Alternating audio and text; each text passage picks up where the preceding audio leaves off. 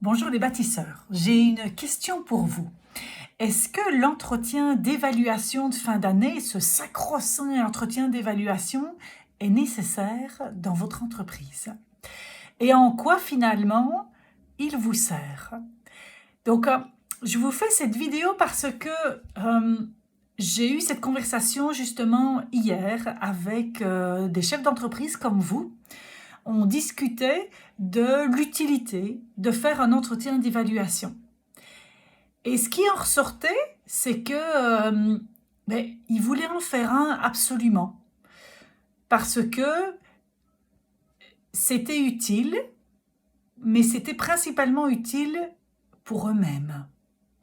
J'ai justement deux chefs d'entreprise qui m'ont dit, finalement, à se poser la question de quel est l'objectif de l'objectif. L'objectif, c'est d'évaluer, c'est de communiquer, c'est d'apprécier le travail, c'est de pouvoir voir où sont les prochaines priorités, quelle est la motivation. Tout ça, c'est possible de faire justement dans une évaluation, évolution.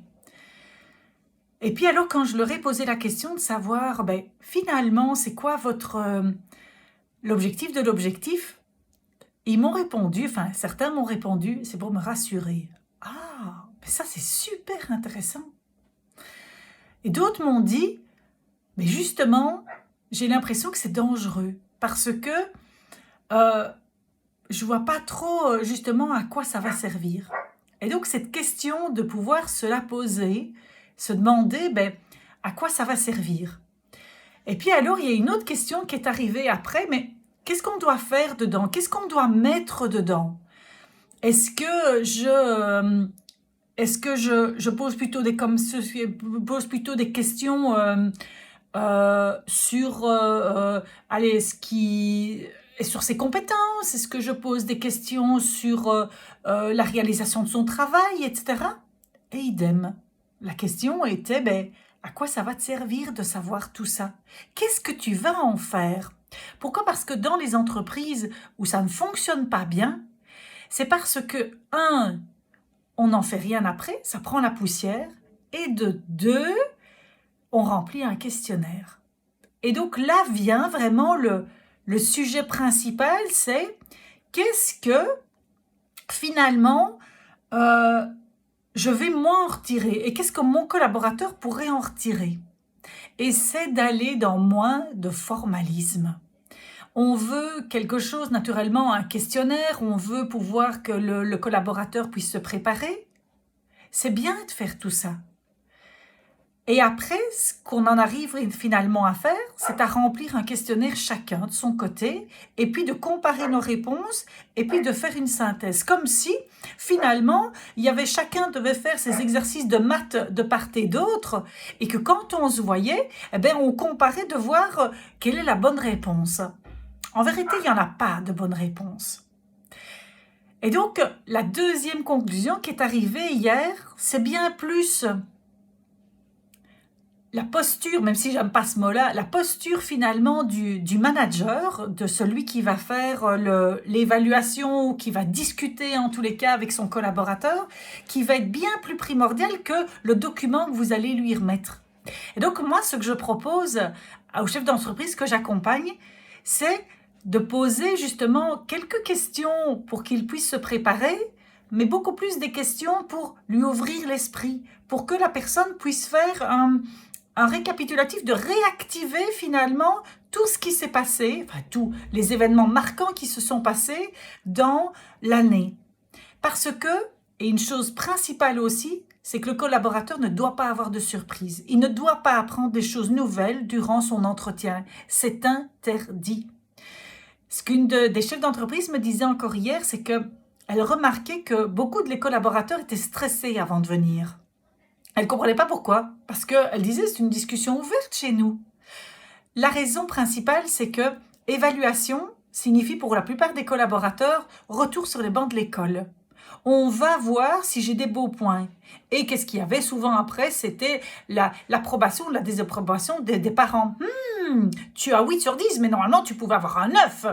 Et donc voilà un peu la sentence qui venait, et tout ça est réactivé finalement. Et donc, c'est pouvoir se permettre de pouvoir vraiment être dans cette réelle discussion. Et pour ça, trop de formalisme va tuer justement la discussion. Sauf naturellement pour les chefs d'entreprise qui sont justement formés à pouvoir et qui sont dans ce mindset-là, dans cet état d'esprit, d'aller vraiment vers une discussion.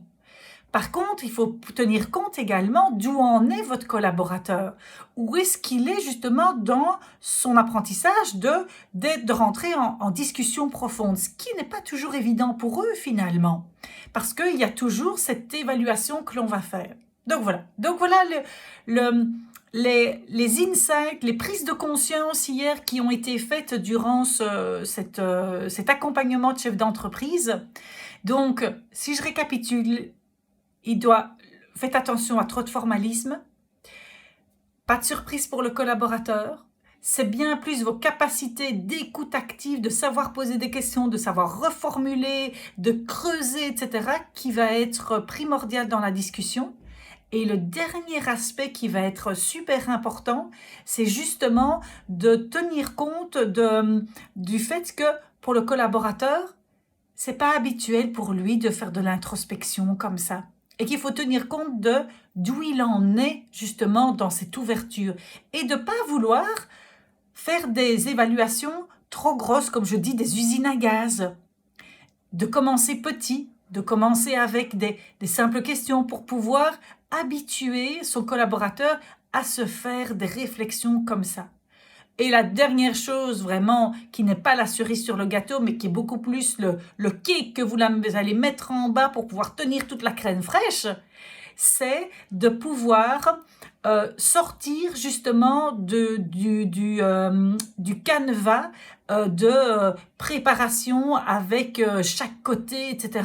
Chaque côté doit préparer et tout. C'est pas ultra nécessaire. Il faut qu'il arrive naturellement avec une préparation, mais beaucoup plus avec ouverture d'esprit. Voilà ce que je voulais vous partager aujourd'hui.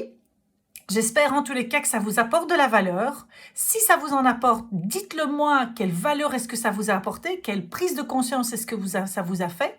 Et alors on se retrouve pour une prochaine vidéo avec d'autres choses justement qui sortent de mes réflexions, des discussions que j'ai pour pouvoir un post à la fois, une vidéo à la fois, que vous puissiez consacrer 20% aux relations humaines pour 80% de résultats. Ciao, à bientôt.